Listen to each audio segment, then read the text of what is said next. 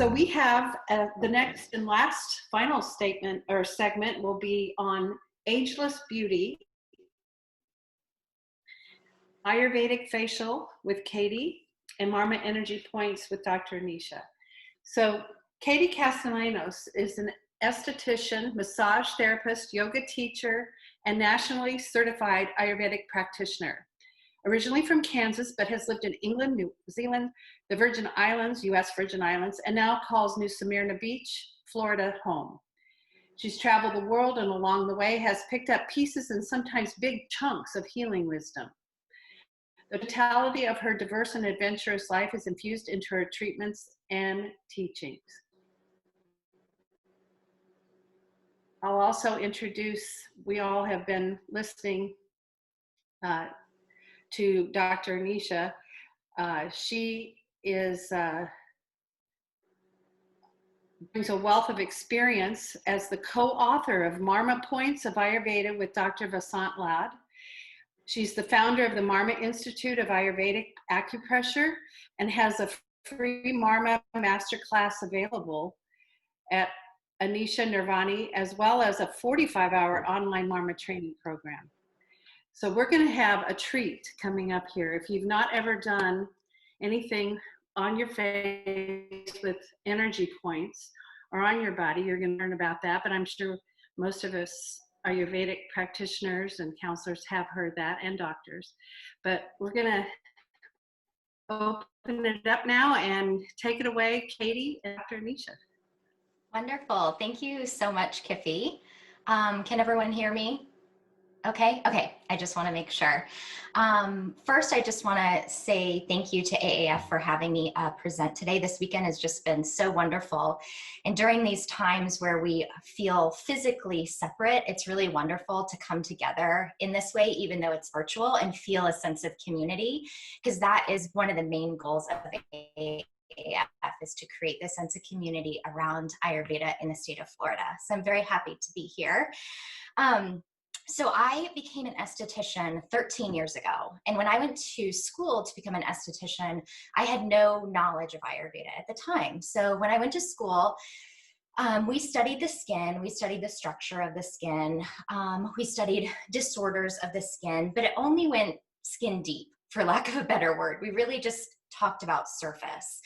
And when I got into my career, I loved it. I love giving facials. It's one of my most favorite things to do, but there was something that wasn't aligning with me, because I felt like I was in an industry that was propelling this idea that we're not supposed to age, first of all, which is false. I mean, we're aging every moment of our lives, and that's actually a beautiful thing, because with that comes so much insight and wisdom. And also that maybe we could be happy by using a certain product or a certain serum, or if we just spent money on something, then we could find happiness because we'd feel beautiful. So there was kind of a rub against the industry that I was feeling that just really didn't align with me. And then when I went back to massage school, that was my first touch point with Ayurveda. And it just really opened my eyes to a whole different idea of beauty and being beautiful, and a whole different idea of taking care of ourselves. And so there are some key distinctions that I have found between maybe what we find in a modern aesthetics practice and one that Ayurveda incorporates. And the first one is Ayurveda was really an early adopter and maybe the original thinker of beauty lies within. So a lot of times we think beauty is this kind of physical, external expression, but really beauty comes from a deeper place. And it really has nothing to do with what we see. It's more how we feel. And even though Ayurveda has many treatment in love and in self-love, and knowing that you are worthy of the time in your day and in your week to take the time out for these practices like self-massage or dry brushing, or even scraping your tongue, the things that we spoke about yesterday with Dincharya. And one of my light bulb moments in my training was in Ayurvedic beauty routines or Ayurvedic skincare, there's a lot of oil. We use lots and lots of oil, and we use it internally as well. And the Sanskrit word for oil is sneha, Sneha, and that's also a word in Sanskrit for love. And so I think that Ayurvedic beauty practices really root in love and in learning how to love yourself.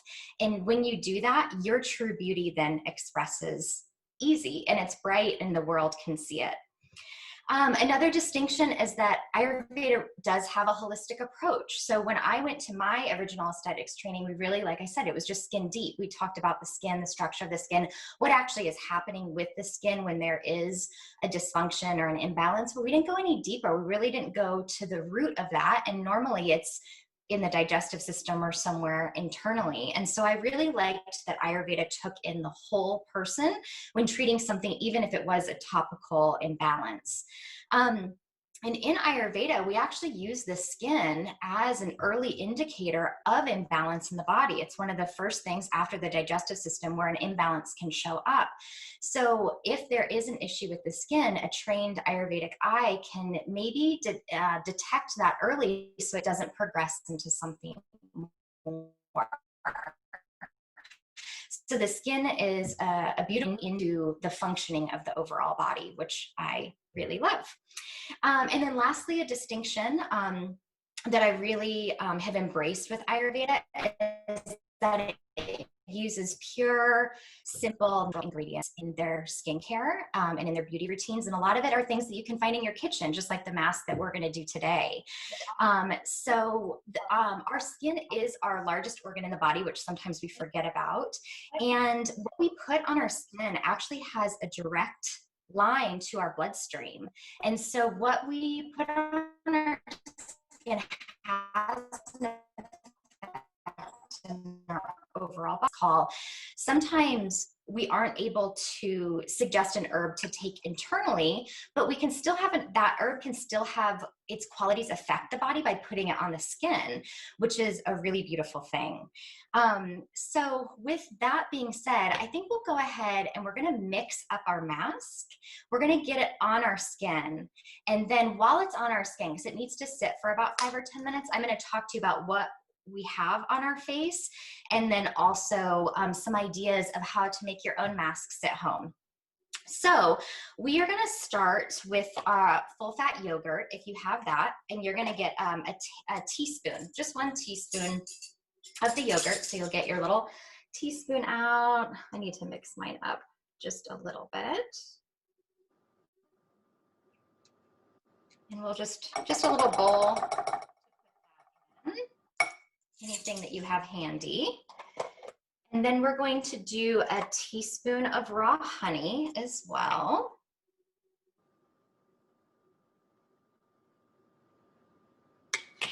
And we'll mix that in. Right now we're just going to put all the ingredients into the bowl and then we'll mix them up eventually.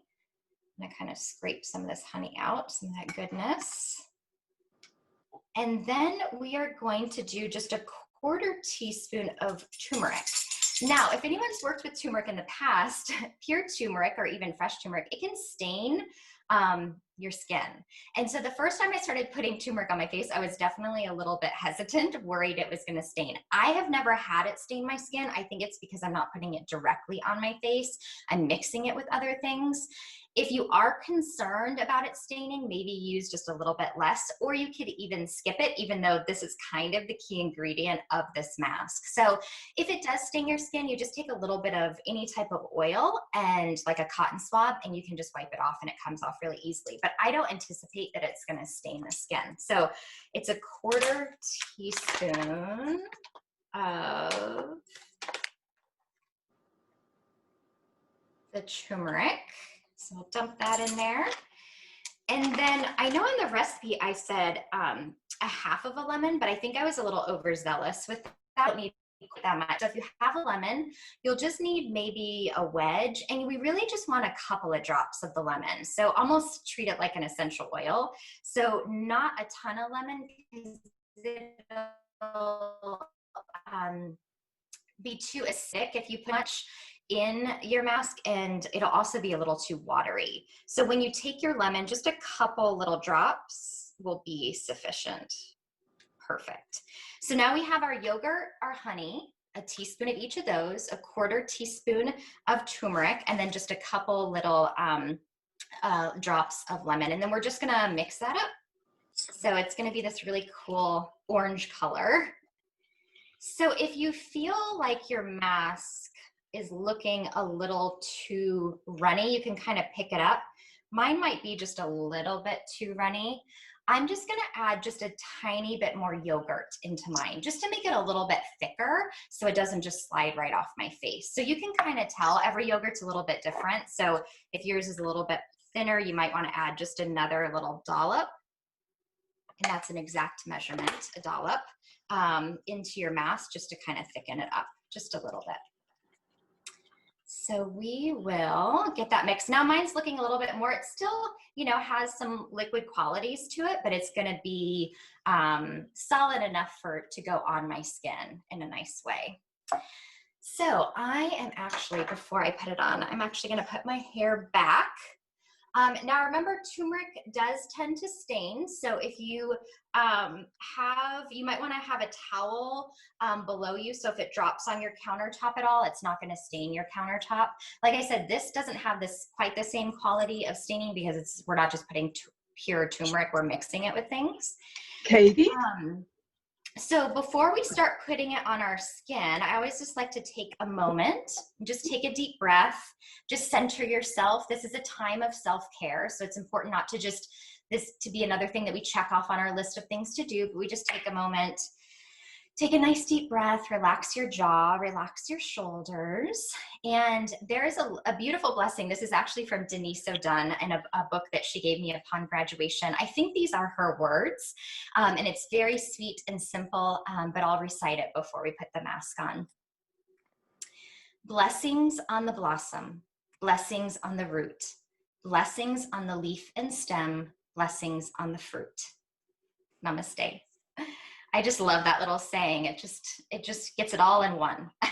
So there's a couple ways you can get this on your skin. Katie, there was a question that Eva had. Okay, yes, Eva. Do you hear me? I can't hear you, yeah. Yeah. Yes, we do. Oh, you do? Okay. Where does the coconut oil come in? Oh, that's going to be our moisturizer after the mask. Oh, okay. It's a two-step process. So yeah, that will be after the mask. We'll be using that. Yeah. Okay. So there's a couple of ways that you can get this on your skin. You can just dive right in with your hands if you want and put it on your face. Or what I do is any type of spoon that you're mixing it with, if you use the back of the spoon and you just kind of scoop some up on the back where it's smooth, and then I just start using it almost like a facial brush. Like I just start wiping it on my skin all around. I'm using my camera as a mirror. So, so I'm just kind of working it around. I usually hold the bowl right underneath my face. So if anything does drop off, it's just gonna drop right into that bowl and not onto my clothing or not onto my countertop either. So we'll just slowly get this on. And this mask does it might be enough for 2 masks, so don't feel like you have to get the entire quantity of your bowl onto your face. We just wanna coat the face. It's not gonna be super thick. It'll just be a nice thin coating.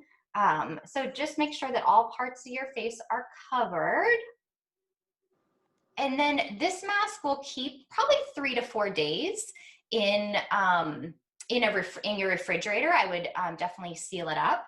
So if you do have some left over, you could save it and then use it again in a few days. So it actually feels nice and cool. And the reason that I chose this mask particularly, it is a tridoshic mask, so it's good for all skin types. So in Ayurveda, we would call that tridoshic. And this mask is all about the glow. Like our skin will be glowing afterwards, and it's also good for evening pigmentation. So since most of us are in Florida, pigmentation is usually a concern because we have spent a lot of time in the sun, maybe in our youth, or maybe we still do. And so we have dark spots, so it's really good for that. And the reason that I added in the little bit of lemon is for purification. A lot of my clients right now, especially nurses who are having to wear N95 masks for, 10 to 12 hours a day, are getting a little bit of breakouts along their chin and along their cheeks. So that little bit of lemon is going to help just to purify the skin. So if you are having any adverse reactions to wearing a mask on your skin, then this will help to kind of clear that up. So we're going to leave this on for about 10 minutes. So while this is setting on the skin, I just want to talk to you about the ingredients. So yogurt was the first one that we had. And the main thing about yogurt that I love is it protects the microbiome of the skin.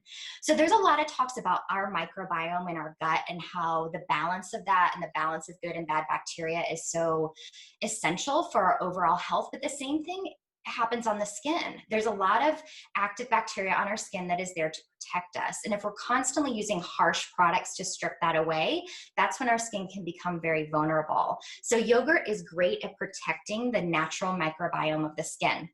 It's also super moisturizing, and then it has lactic acid like a lot of milk products do, and lactic acid is just a gentle exfoliant, and it really helps to brighten the skin. Next we have honey, and one of my favorite components of honey is that it has enzymes in it. And enzymes are like little Pac-Men on the skin. They just eat away at the binds that hold dead skin cells together, so that when we wash our skin, the dead skin cells are just going to slough off naturally.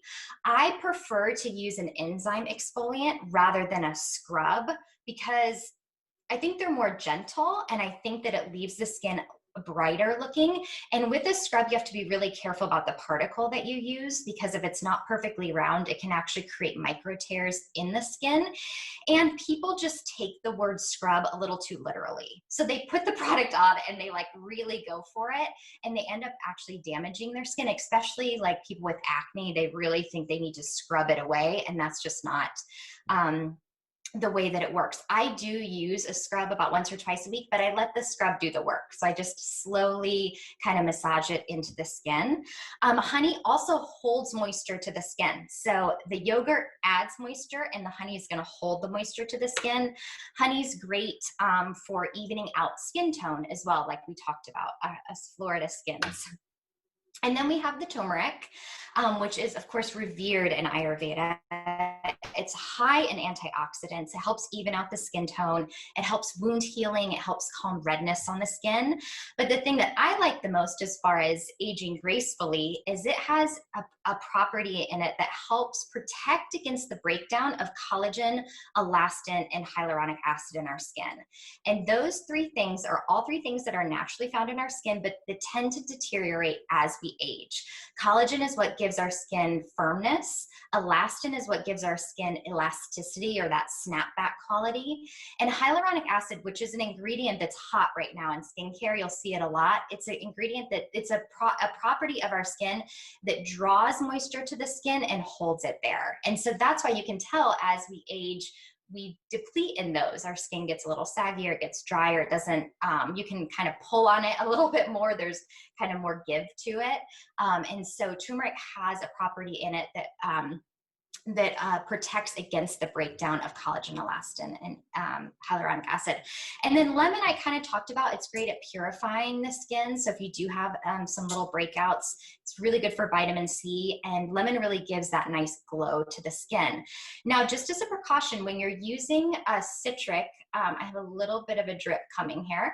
When you're using citric oils or citric essential oils in skincare, you do want to be very careful about the quantity. You only want a couple drops, because it does tend to, if you use it a lot, and very consistently, it can have a photosensitizing effect on the skin, which means that you're a little bit more vulnerable to the sun, which is what we do not want in Florida because we are so exposed to the sun all the time. So just a little precaution on that. By using it in one mask once, it's not going to do that. But if you're constantly using citric essential oils on your skin, it's just something to be just a little bit cognizant of. So when you're thinking about Ayurvedic skincare in your kitchen, there are endless recipes. And just like a chef in the kitchen, you can make different combinations of things. You can also do the same with skincare. And so what I tend to do when I'm making a mask is there's 3 components. There's a base. So our base in this formulation was the honey and the yogurt. It's what gives the mask some thickness. There's usually an herb. In this one, we're using turmeric. And then there's usually an oil. So this one was lemon. But you can do this with any combination of things. So ideas for different bases are ghee, if your skin is really dry, aloe vera, if you have really red skin, or if you're vegan and looking for a vegan option, aloe vera would be a lovely option, avocado. Yam is wonderful. It's a beautiful enzyme. Remember those little Pac-Mans on the skin that eat away at the binds of the dead skin cells? Yam is wonderful for that. And then oat flour. So you can just take like an oatmeal and just process it a little bit in a food processor and make it more into a powder, and then add yogurt to that or water to that just to get a base. And then as far as different herbs that you can add, sandalwood is beautiful in skincare. It's really great for acne and for fighting bacteria on the skin. Tulsi, holy basil, which we've talked about a lot, is really great in healing the skin as well. These I primarily use in powder form. Neem is really, really good and revered in Ayurvedic skincare, especially for acneic skin or rosacea skin that's definitely very stressed. And then rose is wonderful as well. You can even just use rose petals, and it makes a really actually aesthetically beautiful mask too, and that's very soothing to the skin. And then as far as oils, when you're making just a singular mask, you just want to use 1 or 2 drops of oils. Of course, lavender is wonderful in skincare. It adds a beautiful fragrance, but it's also really soothing. It's full of antioxidants. It's a really great wrinkle and fine line reducer. So lavender is great for aging gracefully. Once again, rose oil is beautiful for soothing the skin, calming redness in the skin. And then tea tree oil is also really good. Tea tree oil is really antibacterial, so it's great for acne, or if you just have like one little blemish, you can mix it with a little bit of oil and put it on that, and that will be really, really great. So at this point, does anyone have any questions about anything at this point before we wash our mask off of our face? Is everyone good? Okay. So I'm going to yeah. check the chat room. Let's see. Okay. I don't see any questions. You've answered. And before you if you do have a mask on, I'd love for you to take a selfie. I'd love to get selfies of all of you. So before you wash it off, if you wouldn't mind taking a picture of yourself, that would be great. And then sending it to us via email, just so we can use it in the future, if it's okay for us to use it in the future, of course. I did hear a question coming. I have a question, Katie, about how often would you recommend doing this? Yeah. So I think masking once a week is really great. I think it's really a great routine of self-care. So something like this would be once a week. If you're fighting things like acne or really breakouts, you'll probably want to mask twice a week. But just for general, like aging gracefully, taking care of the skin once a week, I think is sufficient for that. So once a week for 10 minutes, and do you change up the ingredients every week, or do you use the same recipe each time you do it? Yeah, I do like this recipe a lot, but sometimes I'll do seasonal, like shifts in season. Sometimes I'll do that. So in the summer, I use more of an aloe vera base. In the pitta season where it's really hot, aloe vera is very cooling. So I'll use that in the summertime. So I do tend to mix it up a little bit. And so, yeah, and it kind of just depends on what I have in my refrigerator too. So, you know, like I said, this can be really fun. Just like you're experimenting in the foods that you eat, you can kind of experiment with your skincare as well. So there was something that I just thought of, but it'll come back to me if it's important enough to share. Wonderful. So it looks like it's been about 10 minutes. So let's go ahead. I'm going to have to step away to rinse my mask off. So I'm just going to step away. I'm going to, and probably all of you will too, we'll just rinse the mask off and then come on back when you're finished. Okay. All right. I'll be right back.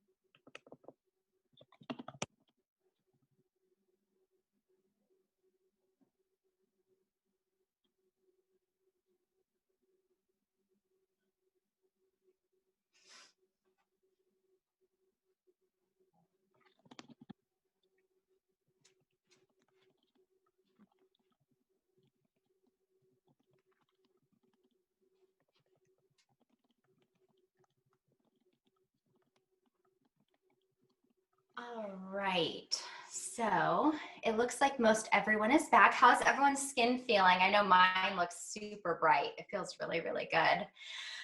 So after we do a mask, we always want to moisturize, and so that's where we're going to use the coconut oil. Coconut oil is really great for the skin. And nut oil, actually, the properties of jojoba oil are actually the most similar to our natural sebum. So that's great. I chose coconut oil just because I really love it. And I felt like most people probably have that already in their home. Rather than jojoba oil where you may have had to go and purchase that. So I have a fractionated coconut oil. So this is the liquid coconut oil. You may have the unfractionated, the kind that's in a jar that's a little bit more solid. Either is perfectly fine. The only difference is fractionated has been processed a little bit more. There's one fatty acid chain that's been removed, so it makes it more liquid. So if you tend to have oilier skin, I recommend the fractionated coconut oil instead of the unfractionated, but either will work. So we're just gonna mix this next little moisturizer up in our hands. So I have a pump bottle. You're just gonna take maybe a teaspoon of coconut oil. You really don't need that much at all because we don't want to like soak the skin. We're just doing a little bit of lubrication and protection. So I would just put a tiny bit of coconut oil in your hand, and then you'll take your lavender essential oil, if that agrees with you, and just maybe 1 or 2 drops of lavender essential oil right into the palm of your hand. I think that works great. And then we'll just rub the hands together. I always like to take a nice big sniff first and just smell that beautiful lavender oil. And then when I apply these oils, I usually start at my forehead. I kind of get it onto the skin, and then I like to kind of press it into the skin. If you've gotten too much, you can go down the neck in the décolleté as well. And this is a great way to moisturize the skin. I like to use oils on my skin at night. So I sleep in them and let them soak in. If I wear them during the day, for me, I have very pitta skin, so it's a little bit oily. It's just a little too much for me. But I like to put them on at night, and they just soak right in while I'm sleeping, and they're wonderful. Wonderful. So now we have the perfect canvas for Anisha's Marma point therapy. But before I pass it off to Anisha, I just want to close with a final thought. I first want to thank all of you for participating. I hope that was fun, and I hope your skin feels really beautiful. There is a difference between looking beautiful and feeling beautiful. Looking beautiful can be quite easy. We can buy the right makeup, we can buy the right clothes, and we can look beautiful. But to feel beautiful is something completely different and very special and very unique. And it's internally.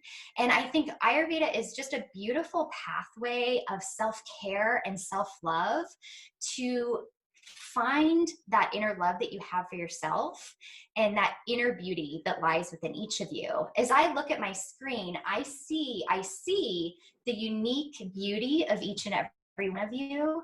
And my hope is that you all feel beautiful as well. So namaste. Thank you so much.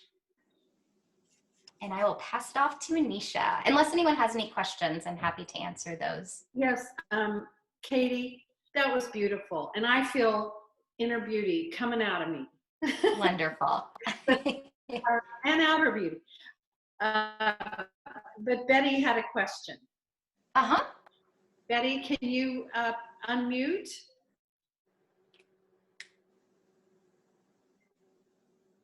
If she, I can't, is it in the chat? so her question had to do with, can you use this on your hands as well? Oh yeah, definitely, for sure. Yeah, and I know hands are a big area for aging. You can definitely see our years on our hands, which is a beautiful thing, because think about all the things our hands have done for us in this life.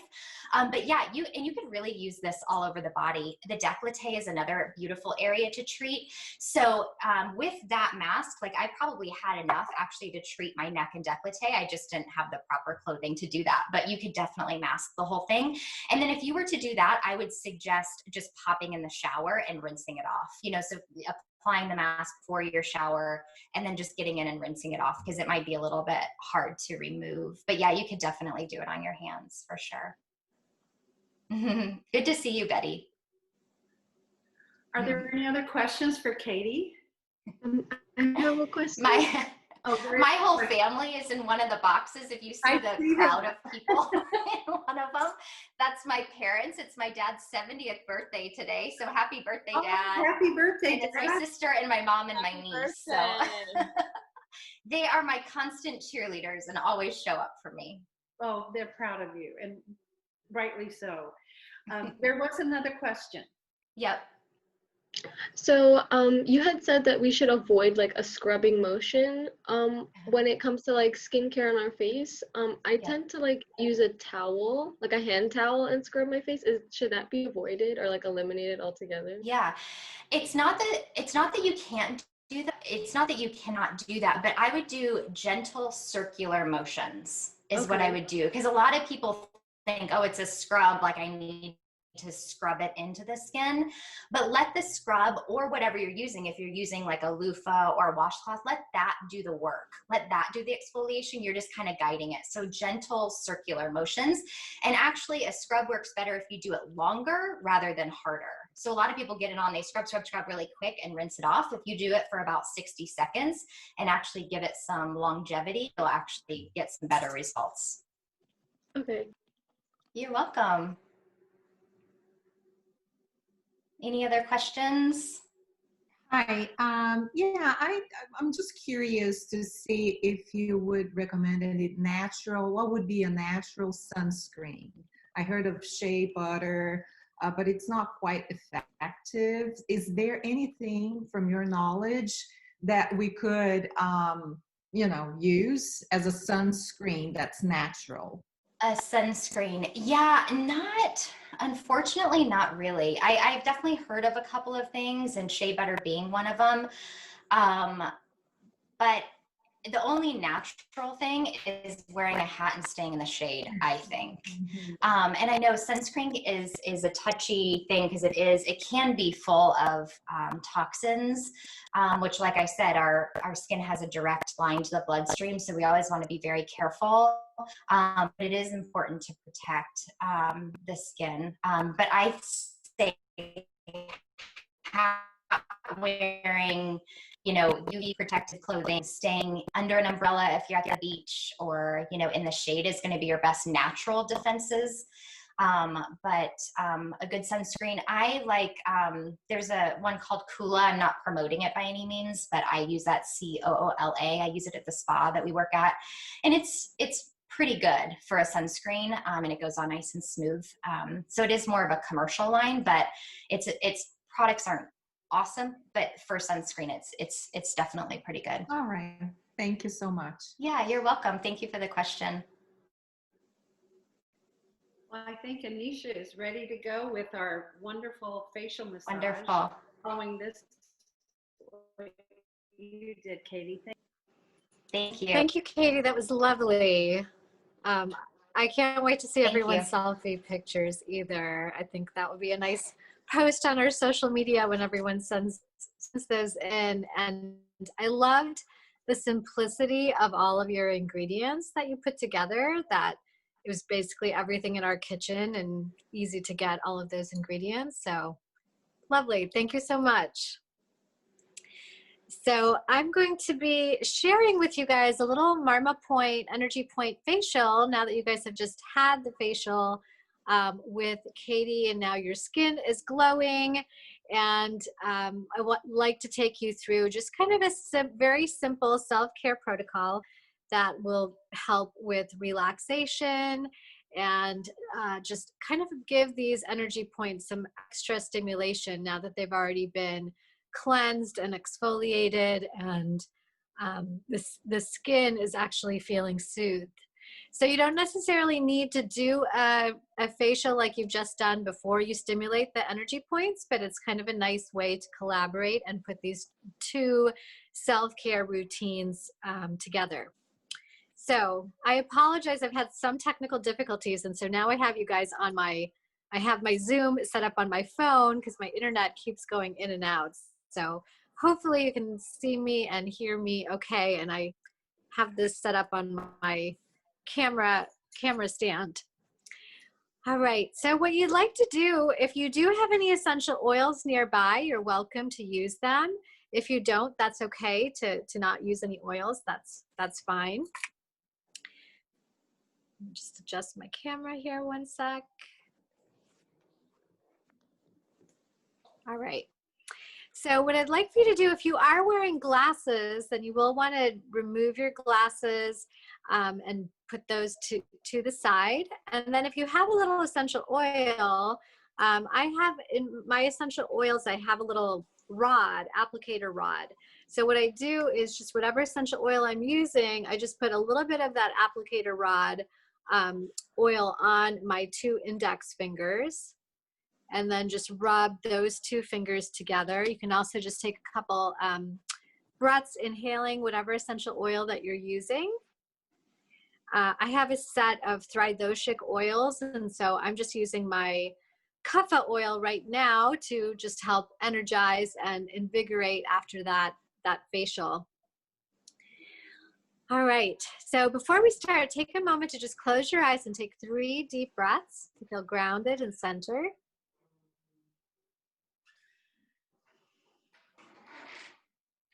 Feel yourself becoming more present, more aware. And just really deepen that connection to your breath. Soften your breath. Beautiful. And now we're going to take the index fingers and we're going to come to Ajna Marma. I'm going to come a little bit closer so you can see me. So Ajna Marma is right along this midline of the forehead. If you go to the midpoint between the eyebrows, it's just 1 finger above it, or 1 anguli above it. This is the Ajna Marma here. So you're going to press with your index fingers, let your shoulders drop down, your elbows come in, and then closing the eyes here, take another 3 deep breaths as you stimulate Ajna. This stimulates our higher brain functions. It brings clarity to the mind. It enhances our creativity. It's great for any type of emotional balance. If you're suffering from anxiety, insomnia, depression, anger, stress, ADD, it'll improve concentration. So this is one of our master Marma points that is just so incredibly powerful. You can hold this point for a lot longer, but just for the sake of time today, we're going to try to get to a protocol with all the facial points. So now from your Ajna Marma, just slide across the forehead above the eyebrows, and then you're going to come to a little depression here at the temple, which is Shankha Marma. So at Shankha Marma, just press and hold with some steady pressure. And once again, close the eyes and take 3 deep breaths. This is a very strong pitta pacifying point. So if you're someone who suffers from chronic headaches or migraines, this is an excellent point to do. So you can hold with steady pressure like you're doing now, or you can also introduce a little circular movement here to get some more invigoration if there's more stuck prana. Good, holding steady again. And now we're going to come back to the midpoint between the eyebrows is Nasa Mula Marma. So this is right below the Ajna Marma that we stimulated. You're going to gently press here at Nasa Mula with your index fingers. And now we're going to slide across the eyebrows, come to Shankha, and we're going to repeat that 3 times. Come back to Nasa Mula, across the eyebrows, to Shankha. As you do that, you should feel a nice feeling of relaxation. This really calms the whole frontal lobe of the brain. If you're someone who suffers from insomnia, this is excellent to do right before bedtime. The last time you come to Shankha, just hold there again. Good. And now we're going to come back to that Nasa Mula Marma between the eyebrows. We're going to go just a little bit higher, 1 anguli higher to that Ajna Marma. Slide across the forehead, come to Shankha. And now we're going to keep coming back to Nasa Mula. This time we're going to go 2 finger widths up above that Ajna Marma, slide across the forehead, come to Shankha. So you're going to imagine each time you come up to Nasa Mula, you're coming up a little bit higher on that midline of the forehead, sliding across, coming to Shankha. So you're going to imagine your whole forehead is just divided into these parallel lines. And we want to get all of those parallel lines. Each time we come up, we're going a little bit higher. So we're going to be covering the whole surface of the forehead. And Shankha is like that resting, grounding point at the end of this moving technique. As you continue to do this, the final point is coming all the way up to that hairline is Kapala Marma.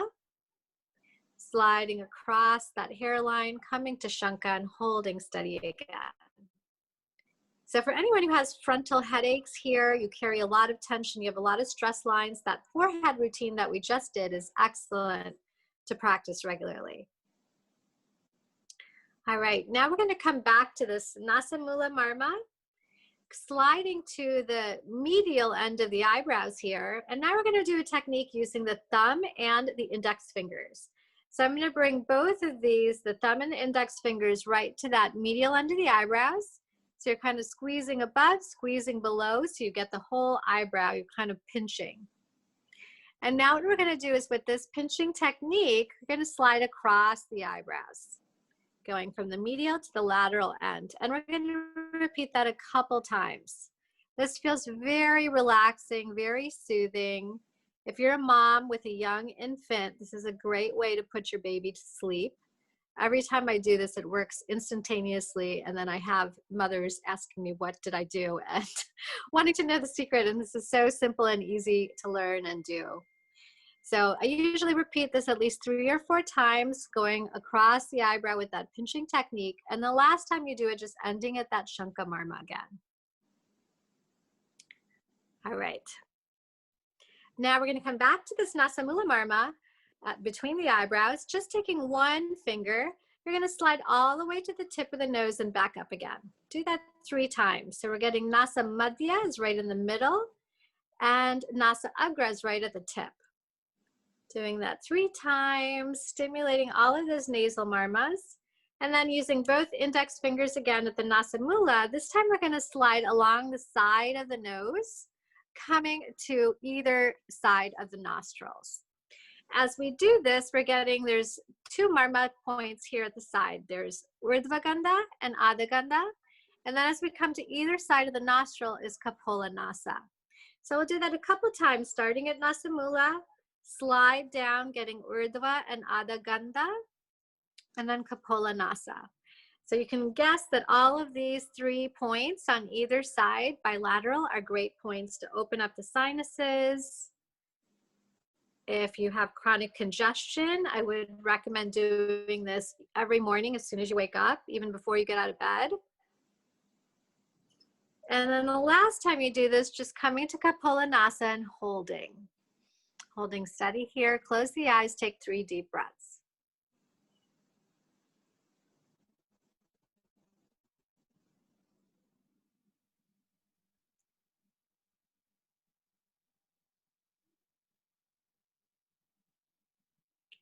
Hopefully you're all feeling very relaxed as we go deeper with the points.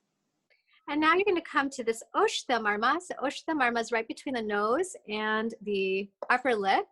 I often use a Marma stick for stimulating some of the points. And so I'm just going to use it here for you to see where that Oshtha Marma is between the nose and the lips.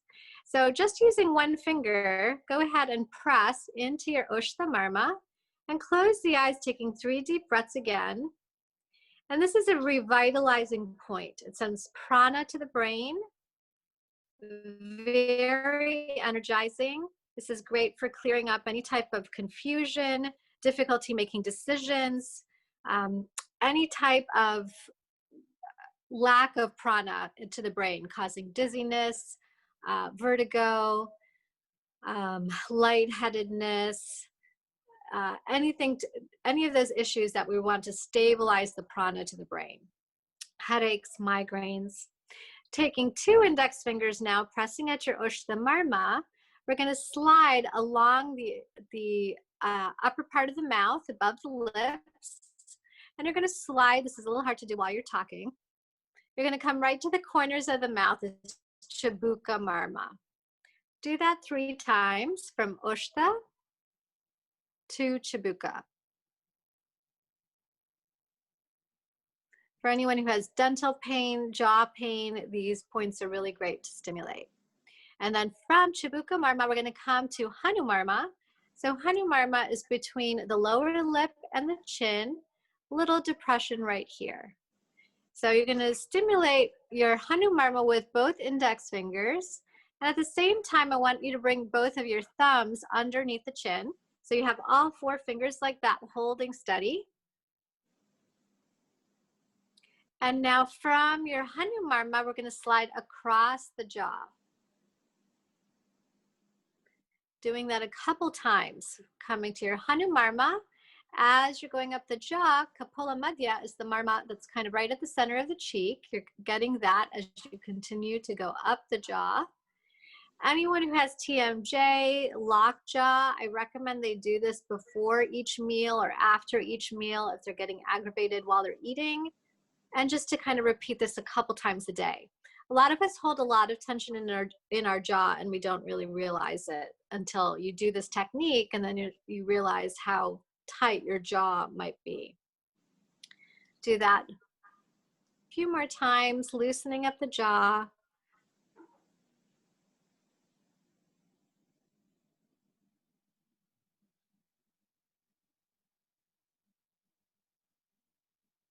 Great.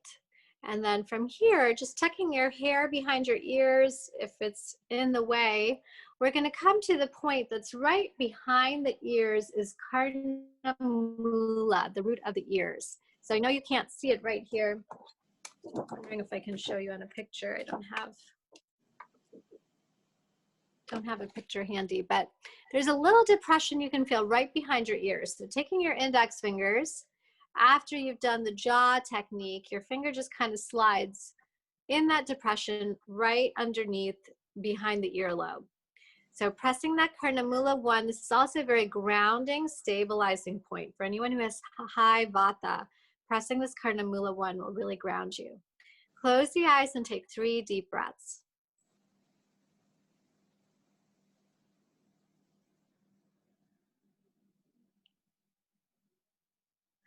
Feel yourself becoming more grounded, more present.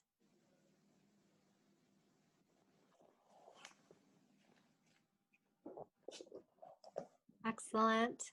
And then we're going to close by coming back to our Ajna Marma, right at the midline of the forehead, 1 anguli above this midpoint between the eyebrows. Holding here, closing the eyes, and taking 3 slow, deep breaths.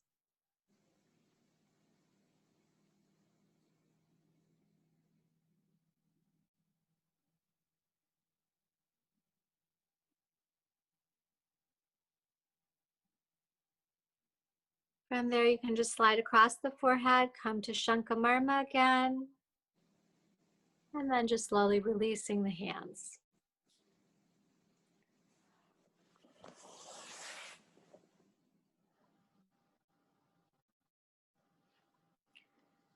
Beautiful. How does everybody feel?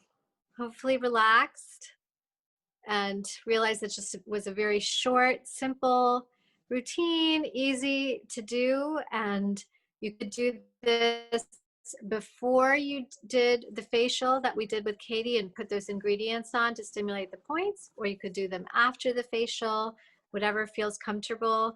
I recommend having at least a 5-minute self-care Marma routine every day that you can practice.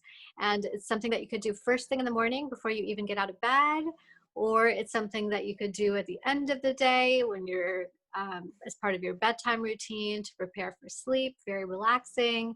You can really fit it in any time of the day when you just need 5 minutes of relaxation.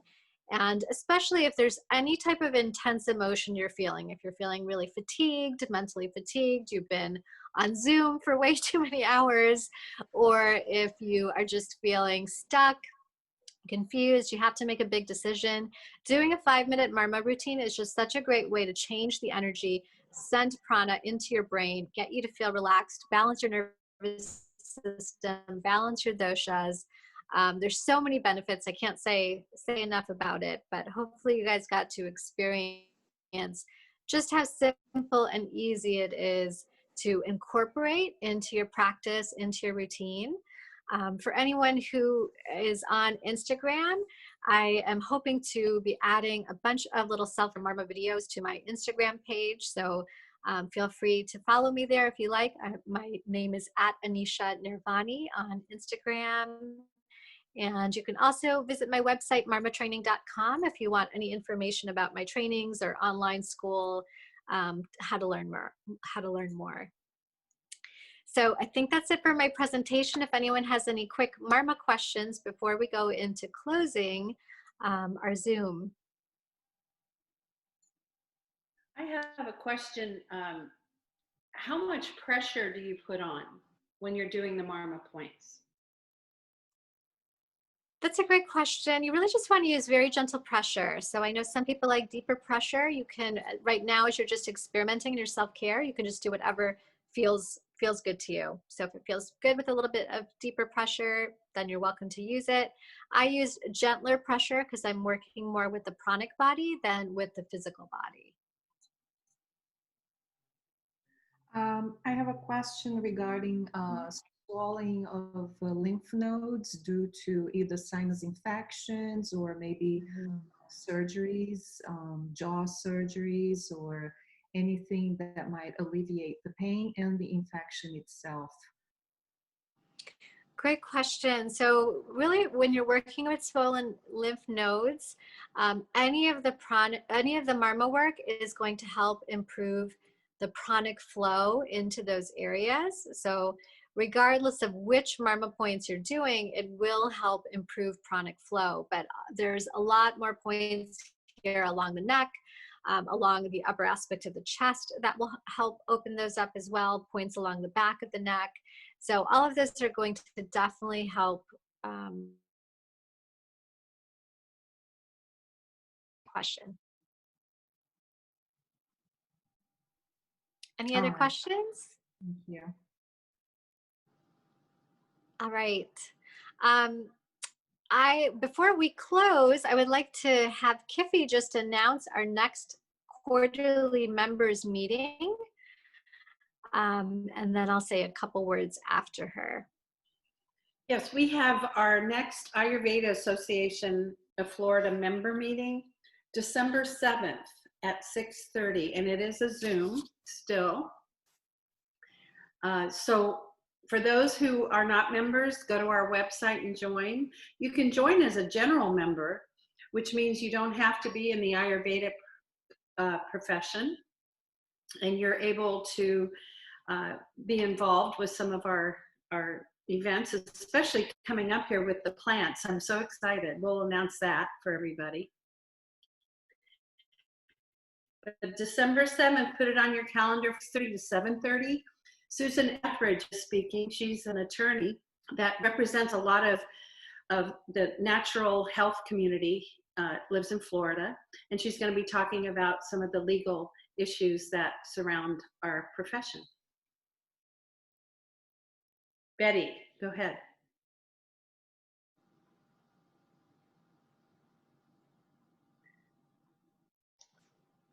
There you are. Yes, that question is for Anisha.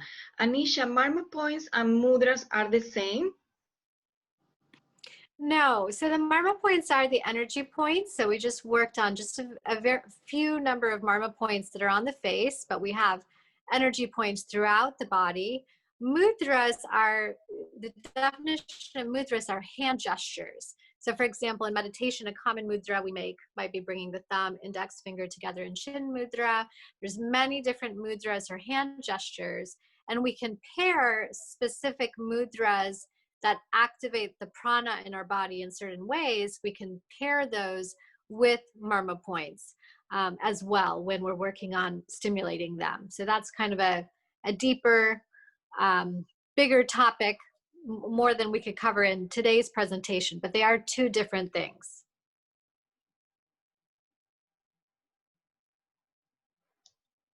Thank you, Dr. Anisha. Mm-hmm. And then Kiffy, did you want to announce who our speaker is for our December 7th meeting? I did say Susan Etheridge. Oh, you did? Okay, sorry. My internet's going in and out a little bit, so we're lucky we had you as long as it worked out well. Okay, excellent. All right, so just in closing, I really want to thank all of you who've joined us today and who were on the Zoom call yesterday. This is part of Ayurveda Association of Florida's annual event. So we had our first event last year in October or November. It was a live one-day workshop that we had in St. Petersburg. This weekend was the first time we did a 2-day event and our first time hosting an online event. It remains to be seen what is happening with next year's Ayurveda event, but hopefully the world will be going back to normal and we'll be meeting live again. Our goal is to be having events in Florida on a regular basis and be able to reach different parts of Florida. So we encourage all of our members in different parts of our state to join and hope that our membership continues to grow with not just Ayurvedic practitioners and students, but also yoga teachers, people in the wellness community, anyone who believes in Ayurveda and wants to support it. We really want to encourage all of you to become members and get on our mailing list and be able to partake in whatever future events that we have. So in closing, I just want to thank everyone who was part of the events committee, who did an amazing job. Kiffy, Sally, Katie, Mary, and I are on the events team, and all the planning that goes into this, I'm sure all of you know, is months in the making, and we just had a great team that put this together. Our communications team, we have Elizabeth on the Zoom call today, who has been our Zoom coordinator for the weekend and done a great job behind the scenes, and everyone else who's on the communications committee as well, everyone who's on our board. So I just want to thank everyone who is part of the AAF family for all of your work in making this event happen. I think all of our speakers were amazing. We really wanted to give you all lots of hands-on opportunities to experience the cooking class and the tea class and the facial and the Marma. I think the highlight goes without saying. Maya Tawari was just such a blessing to have join us on this weekend and kick that off. And we're hoping that we'll be able to bring you more exciting speakers from our own membership in Florida, and also Ayurvedic elders and teachers from outside of Florida as well, because we just want to continue to grow our community and keep learning and keep spreading Ayurveda. So thank you all so much for joining, and I hope that you all have a lovely weekend with all of the self-care practices that you've done the past 2 days. And I hope you will take this forward and continue with these recipes, continue to honor yourself and your self-care. And that's really what the world needs right now, is all of us that have this Ayurvedic wisdom to keep practicing it ourselves, taking care of ourselves, and sharing it with our communities. So namaste. Thank you all.